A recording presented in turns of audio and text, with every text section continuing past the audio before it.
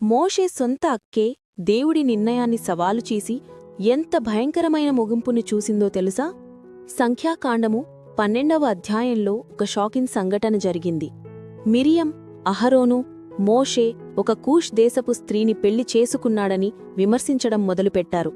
కాని ఆ మాటలు వెనుక అసూయ, గర్వం ఉన్నాయి.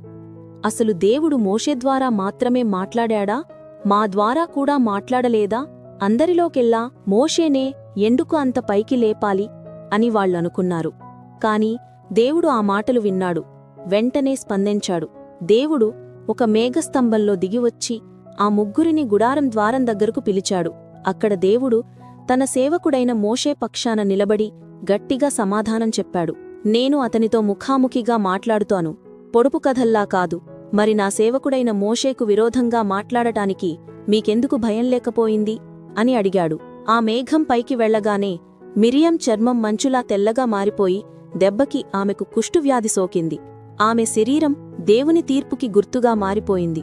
అది చూసి అహరోను హడలిపోయాడు.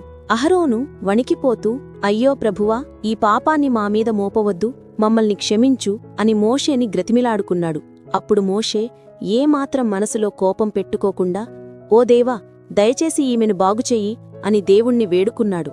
దేవుడు కరుణించి ఆమెను బాగుచేశాడు. కాని ఆమె చేసిన తప్పుకు శిక్షగా 7 రోజులపాటు పాళం వెలుపల ఉండాలని ఆజ్ఞాపించాడు. ఆమెకు జబ్బు తగ్గినా ఆ అవమానాన్ని, ఒంటరితనాన్ని భరించాల్సి వచ్చింది.